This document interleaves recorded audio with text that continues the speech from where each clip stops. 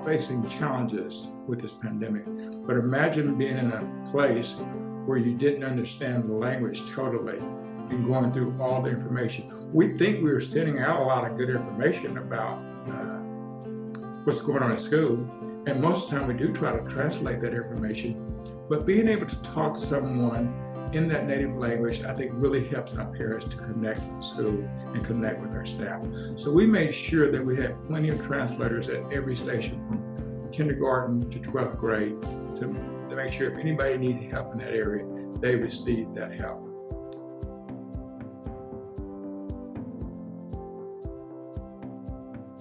Hello, my name is Adrian Johnson.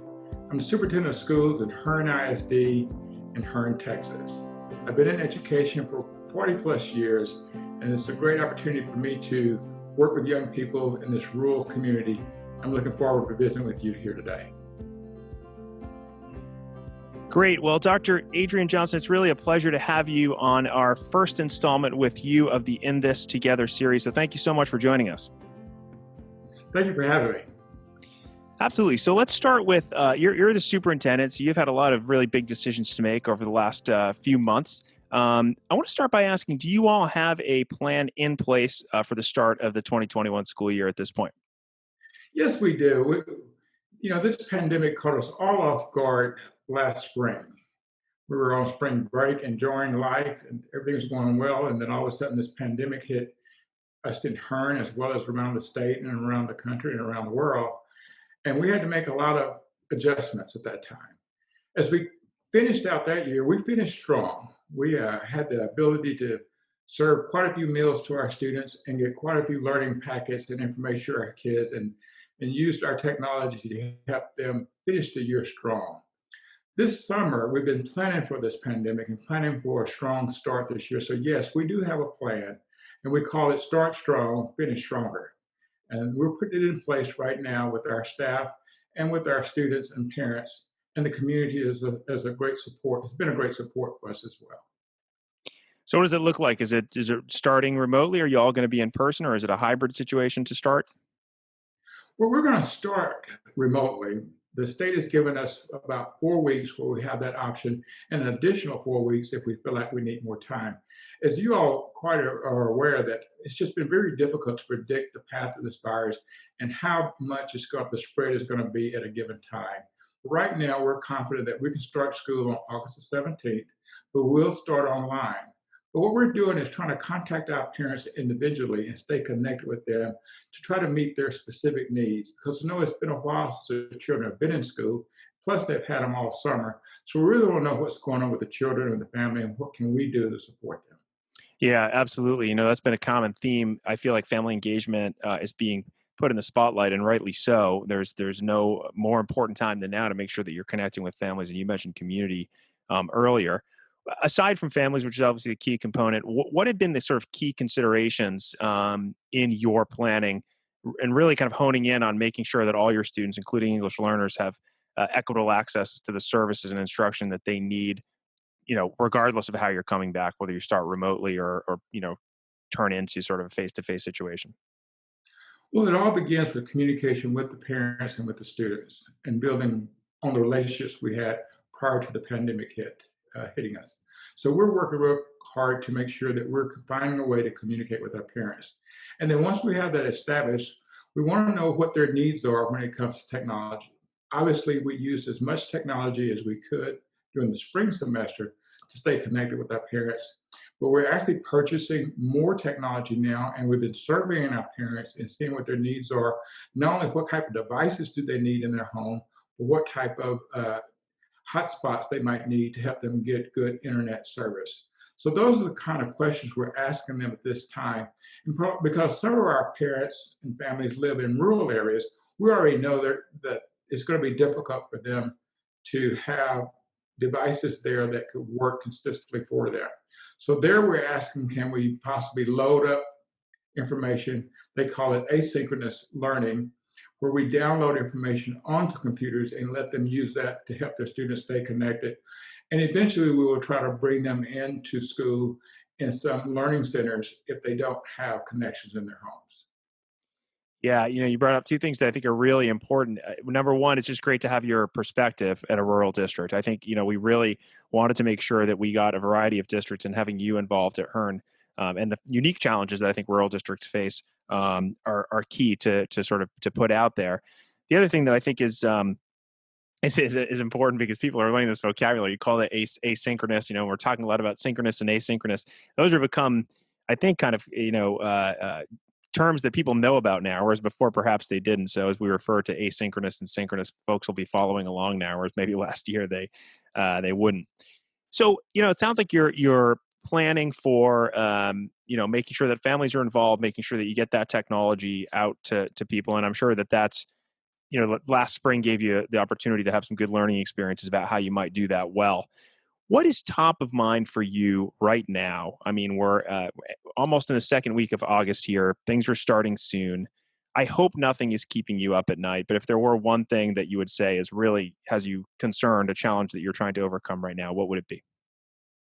Well, the concern I have is even with the best plan to use technology for parents as we start the school year, we know, and especially for all of our students, and especially for our EL students, they need that verbalization. They need that relationship. They need to be in school where we're all benefiting from the verbal exchange and language development in school. Also, our very young children need that opportunity to be around other children and in the school setting, learning from a teacher in a live setting. Obviously, the older students can benefit more from technology because their foundation is already in place. But for the students that we're trying to establish a foundation in their language development, as well as in their early developmental uh, ages, we really need to see them in person. So that's what's keeping me up at night, is trying to see how quickly and safely for our staff and our students that we can start bringing students back into school, into the school setting, so they can get the total experience of learning from the language development, from the social, emotional development and relationships you have, and the live teaching from our teaching staff. Yeah, as a former high school teacher myself, it took me, I think, too long, if I'm being honest, to realize the importance of social, emotional, and establishing relationships, and really understanding that, you're not going to get far as an educator if your students don't have some kind of relationship with you and they don't trust you. And I think, with the younger kids, I taught high school. That's even more important, that social presence, and obviously your main goal, and I think everybody's main goal, it sounds like, is to get students back in school, where they belong and where they can really do those things together. As you start remotely, and I'm really trying to think specifically about English learners here through the equity lens, or even all sort of vulnerable student populations, how do you think you're going to go about establishing those relationships, or teachers are going to go about establishing those relationships with students as you start remotely and online? Well, we're actually already doing that even before we get started, because we're asking all of our parents to re-enroll their children this year, because we want to make sure that they're still with us and see if there's any special needs. And we just left a staff meeting yesterday and we talked about that specific issue. I think it affects all of our students, but certainly helps the EL. And I actually witnessed this in action with a few of our parents and students just the other day when I was visiting one of our registration centers where we had the social distancing take place. And we made sure that we had plenty of individuals in the room that could handle the translation for our parents. And many of our EL parents that came up, they were greeted in their native language. They had a chance to visit with people in their language and get a chance to communicate and understand the system a lot better. We're all facing challenges with this pandemic, but imagine being in a place where you didn't understand the language totally and going through all the information. We think we were sending out a lot of good information about uh, what's going on at school. And most of the time we do try to translate that information, but being able to talk to someone in that native language, I think really helps our parents to connect with the school and connect with our staff. So we made sure that we had plenty of translators at every station from kindergarten to 12th grade to make sure if anybody needed help in that area, they receive that help. The other thing we talked about doing is once we get into the actual school year, on Sundays, and it's why it's so important that we get good contact information. We want staff to call the parents to kind of help them prepare for the week in advance. Oh, I love that idea. And just utilizing the Zoom or whatever the method of instruction they've chosen to just start on Monday. And one of our administrators suggested that, and the whole staff really liked that idea. And it doesn't take a lot to just communicate with parents to give them a little bit of a heads up of what to expect for the next week. And that helps build that relationship with them and help them feel more prepared for what they need to do to help their students stay engaged during the weeks to come. Yeah, I took two things out of that, what you just said, and there was a lot there, and I encourage people to listen again because I think you have a lot of great ideas. You talk about the ability to actually meet with people in a safe, socially distanced way, but I think what you're doing is you're really maximizing that time. We all really don't have the opportunity to do that as much as we'd like. So when you do have those opportunities, maximizing it by having translators who are greeting people, who are treating them with respect, who are not only giving them information, but I think establishing a human connection goes a long way. And that certainly trickles down from parent to student. And so I think that's crucially important. The other piece that you were mentioning there was just the ability to, I think, in some ways, just be a little bit flexible in terms of how you go about doing it. I mean, having those translators in place is great, but those people, I feel like, are going to have to probably provide a lot of different services that are more, in some ways, more sort of emotional for parents than others. And utilizing the phone, that idea of having Sundays a time where to just call and check in with parents and students, I think is great as well. So I think, it's some of this seems relatively simple, but like the idea of having FaceTime is so, it just doesn't happen a lot these days, that just maximizing that, I think, becomes crucially important. Well, we have to show parents and our students and our community that we can manage this virus effectively until the country gets to a point to where we have vaccines and get through this phase. And we know enough about social distancing, proper hygiene practices, mask wearing, facial shields wearing, gloves, all the things that we can do to manage and exist with this in this environment. And so by doing the things we're doing in beginning stages, it gives them more confidence when they finally have to have the opportunity for their children to come to school. And so we're not locking ourselves into 4 weeks, 3 weeks. We're taking it day to day. And so we want to know if you're a parent and you can't continue to work because you can't leave your child at home. We want to hear from you. We want to know about that now. Because maybe we can do something to help you out, even though we're actually virtual and remotely teaching right now. But in these difficult times, there's going to be some difficult situations. And we want to make sure that we give our parents a chance to at least talk to us and see if we can help them find a workable solution.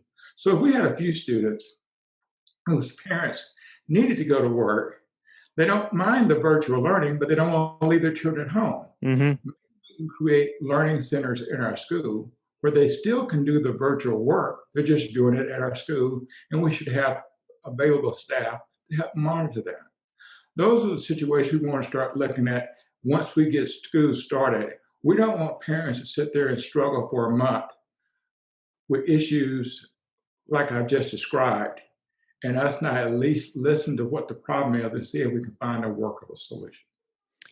Yeah, and that brings me to another question I have. It sounds like you said take things day by day, but it also sounds like you're kind of in some ways sort of testing the waters by having an event like the one you described where you have translators, but in a sort of a smaller scale. Maybe you're outside, everybody's wearing masks. It definitely gives confidence, and it probably gives you an idea of where some of the holes might be that you need to patch up as moving forward, if there are any. So that brings me to my question, like how you have a plan in place. You said you're not sort of going to pigeonhole yourselves into one sort of time frame. It sounds like you're ready to pivot if you need to.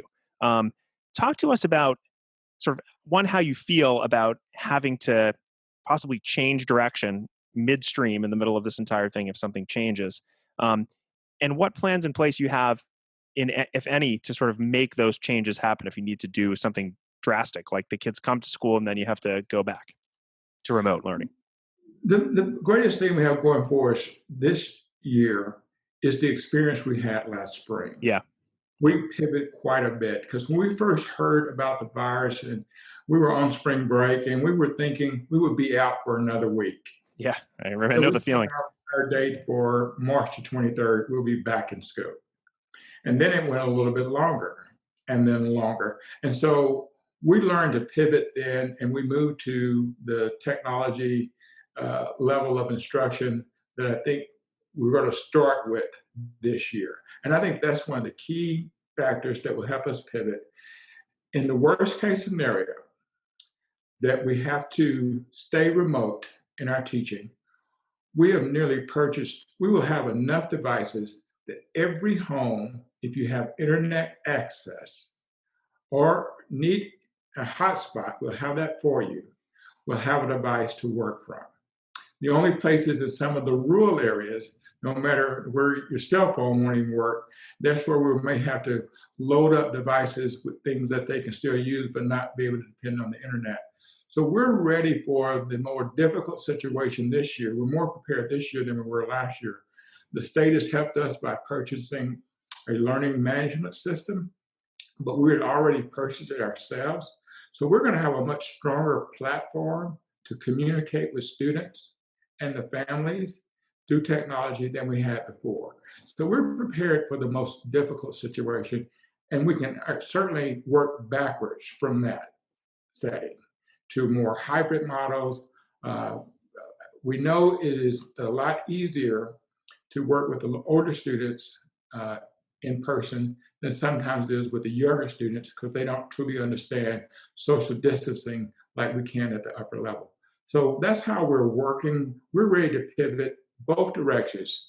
We're ready to pivot to get students back into on campus instruction as the opportunity exists. And we're ready to pivot to stay remote more effectively if the situation calls for that. Yeah, great. I mean, I can't, ask that question to everybody, but I can't imagine a greater pivot than the one we all experienced in March. And everybody tells the same story. Oh, it's March 13th. We think we're going to come back next week, and then another week goes by, and another week goes by, and then you realize, oh, this might be, and then you get the call that it's going to be the school year. I mean, I experienced that as a parent, sort of as a professional doing this as well. But it's just amazing to see. Quite frankly, oftentimes as a teacher myself for a long time, you didn't really have to pivot unless you really wanted to. That forced sort of entry into, drastic change and having to use different things. It really, I think, has opened some minds. And I'm always looking for silver linings. But I think you're right. And I hope you're right that that experience will not only help you but other districts as well make a change if need be.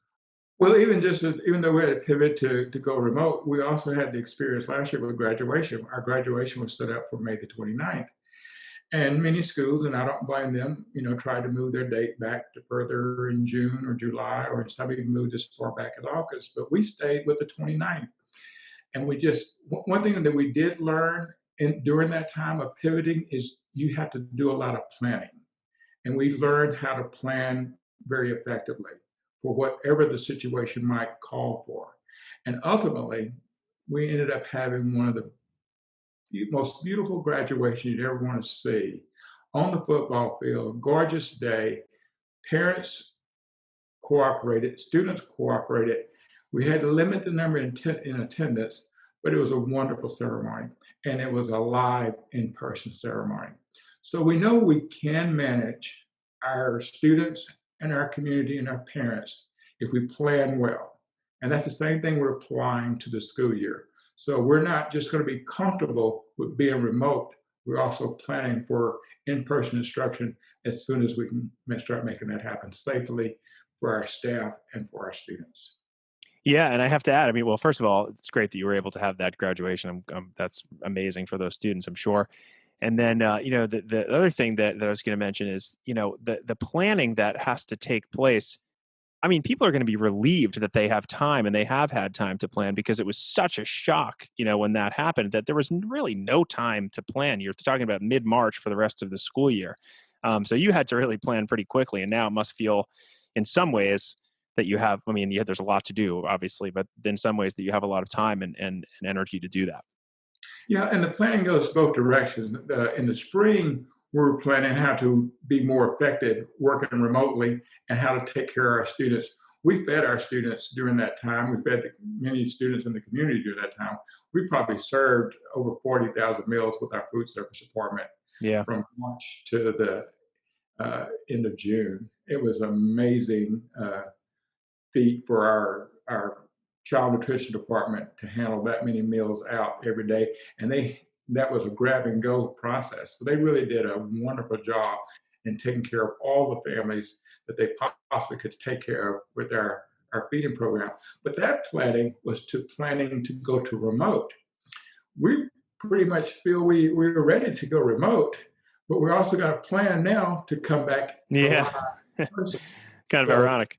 that's the planning is, and so we just can't come back like from spring break.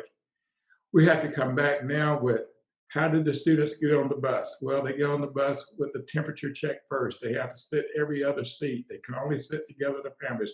We're going to be asking our parents, if at all possible, if you could bring your children to school to help cut down on the number of students riding the buses, that would be a tremendous asset to us to keep us from having to run so many routes so we can continue to do social distancing on the bus.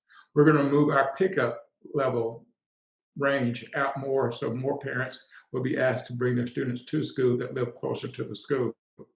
And then once we get there, how we manage it, even though we're going to be open for business, we'll still have to make sure that staff and students are prepared to come to work and come to school and meet all the criteria that the CDC says they must adhere to be in the presence of school and others. And then the social distancing within the school, we're all our classrooms are set up with about 15 students per classroom.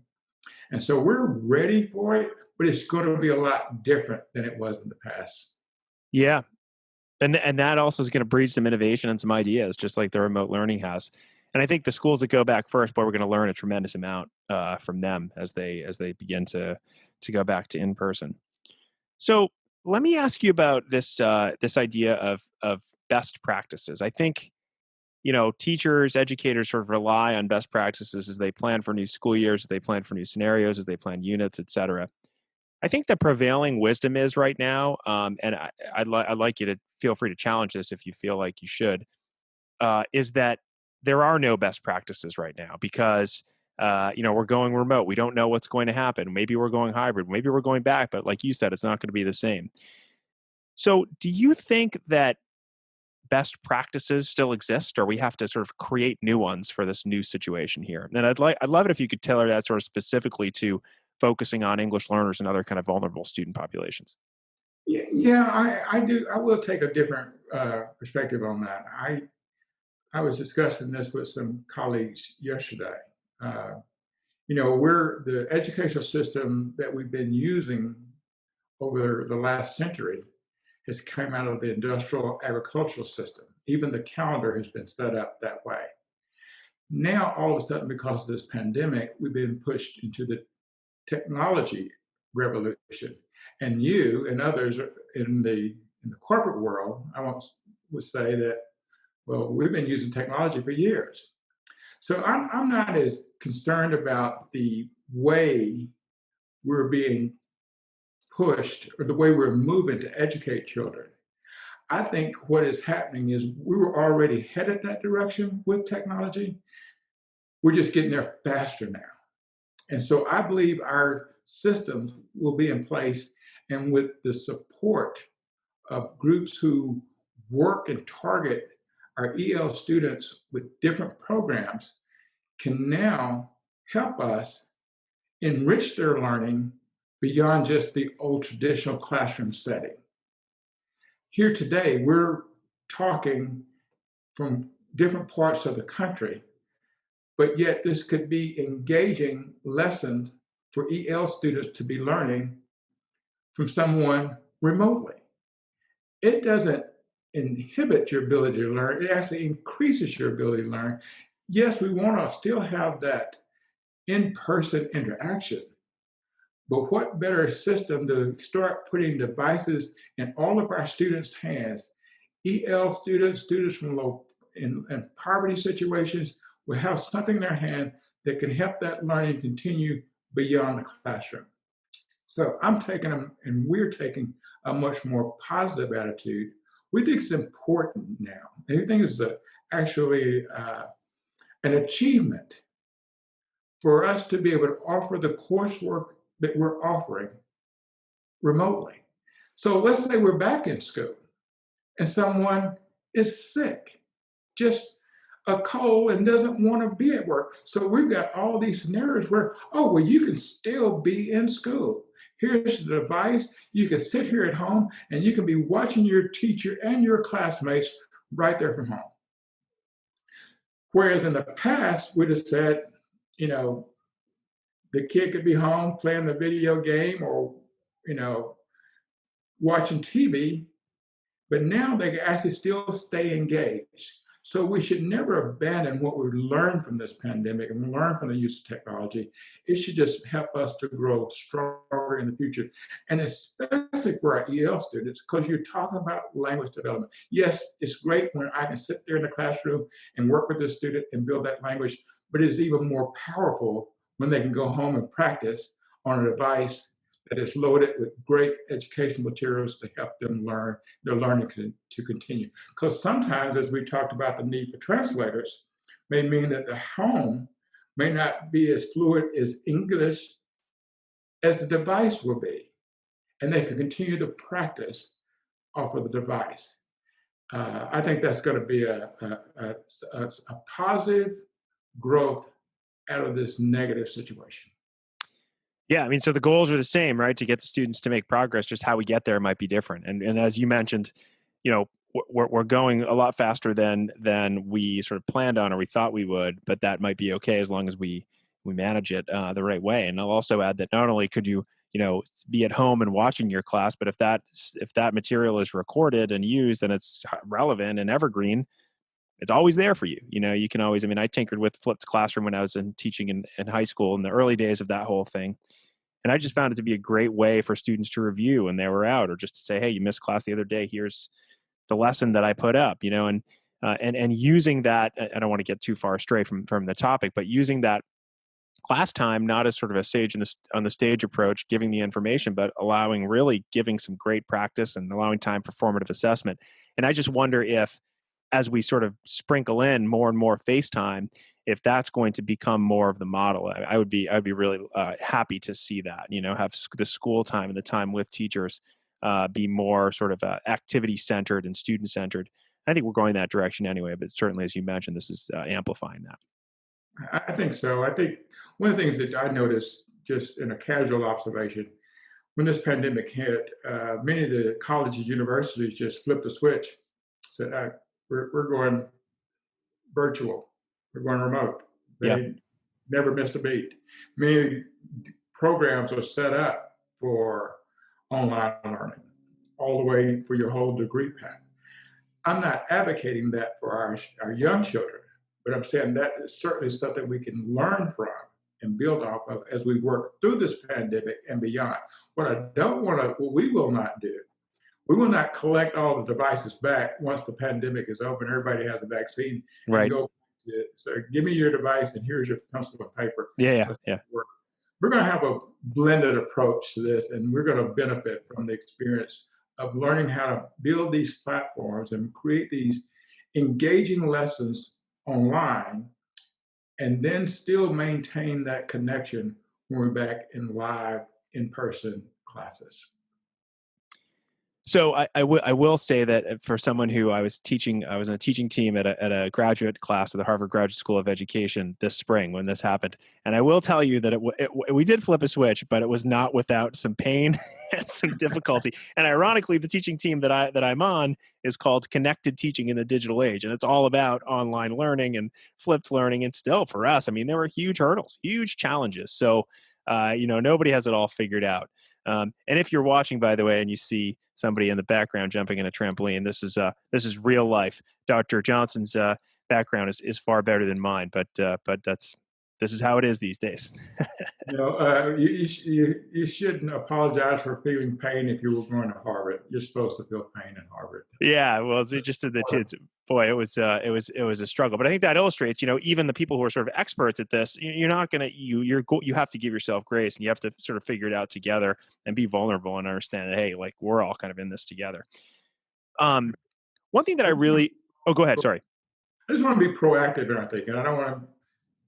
I want to start looking more to the future, and the systems we're building, we're just doing it faster than we had originally planned to build. Yeah, yeah, proactive is a great way to put it. One thing that I want to get to before we sign off here is, you know, I feel like there are some sort of there's a reality of what's going on with folks like you who are school leaders, and then maybe there's some myths of sort of what's going on in the media and what people are hearing about. I mean, all I'm hearing about now, or at least over the last week or two, has been about what is school going to look like when it reopens. And there's a lot of kind of press out there, good and bad. But I'd love to be able to separate the reality from the myths. So I guess what I'm asking you is, do you see anything sort of in the media or that's coming out of the news that you look at and say, that's just not the truth. That's not my experience as a school leader. If so, what is that, and what is the reality of look like for people like you? Well, I won't say I'm seeing something that is not true or dealing with as a myth. My when I watch the news, I watch a lot to stay on top of what's happening in our area and around the state. I am I watch to see how people are handling the issue of coming back to school.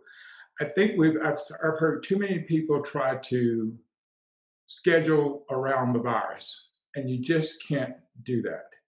We have to have current information to make a good decision about what to do today. The issue of calendar, when do we start school? I'm going to keep calendar on my agenda every month that I meet with our board, every week that we meet with our staff, and keep communicating with our parents about the calendar, because we just can't control how this virus might affect us down the road. And the things we've learned, if there's one thing we've learned, is that we just don't know when the peaks are going to come and when it's going to flatten out and when it's going to drop. We just don't know. We know if we keep doing the right things, it might happen quicker, but if people keep doing the wrong things, it's going to take us longer to get there. So when we look at our schedule, I'm telling my staff to keep the month of June shaded right now, because we may have to go longer to get the school year in. So we want to make sure our parents know and our staff know that we're going to have to be flexible this year. Because once we start having school, we're going to monitor these students very carefully and our staff very carefully to make sure we don't do anything that is unsafe for them and for their families. So that's what I watch more than anything else. I don't get into the political side of this issue. I just focus. I think we need to have children in school. So I think a lot of us agree on that, but it needs to be done in a safe way and manner. And we shouldn't force it if the virus is not cooperating and the, the opportunity for spread is too great at that time. We should wait until it's the appropriate time, and we don't want to take a chance. And I'm not going to sit around and debate whether children can spread or not. I, I can't risk that with the staff who has children too. Sure. Yep. And so we want to make sure they have the right PPE supplies and the right procedures in place, and it is safe to attempt to try to have school and then monitor that carefully. Just like in teaching, there's a gradual release as students are learning. And I think just in dealing with this pandemic, it's going to be a gradual increase in in-person instruction. We have to be just very, very careful with that because we don't want to have a negative impact on the staff, on the students, and on the families that are connected to both of those groups.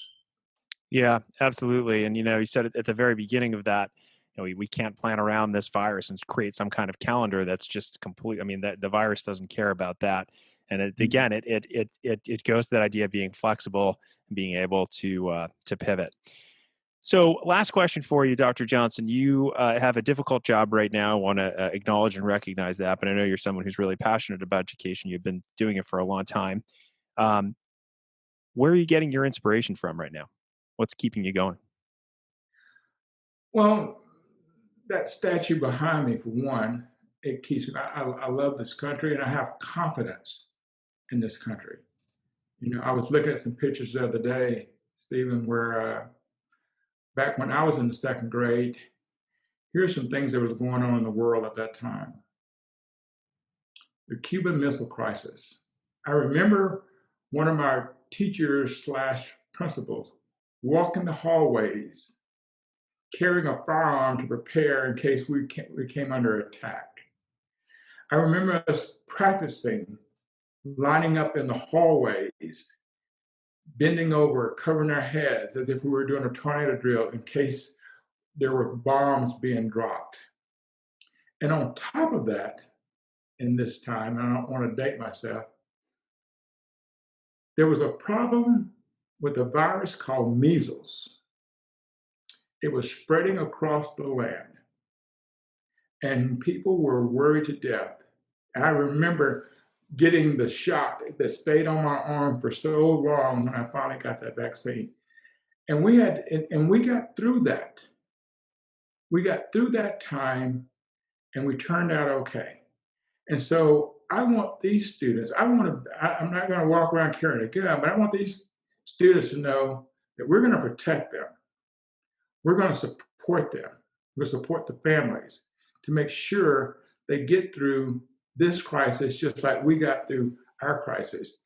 And it took loving and caring teachers and principals and administrators and supportive parents and community to make that happen. And we owe that to our children right now. We owe them that. Their world has been turned upside down. I have family too, and they're just not being able to go to school. As much as kids complain about school, they really do miss it. And we want to get it back for them as soon as we can so they can have that normal development that we had. But I want them to know that we all have had to go through certain challenges in our lives. And I went through them during that time, and I was a second grader then. And others have gone through it at different times in their life. The thing I've been saying a lot lately, if we work together, diversity conquers adversity. We just need to work together to conquer this adversity. I think that's a great way to end this first conversation on the In This Together docuseries with you, Dr. Johnson. I want to thank you so much for your perspective. Wish you really good luck in the next couple weeks as you begin what will be an interesting school year. And I'm looking forward to catching up with you on the next edition here when you will have started, and we'll find out more then about sort of how things are going. But thank you so much for your perspective, your passion, and the work that you do. Well, thank you for allowing me to be a part of this project, and look forward to visiting with you all in the future.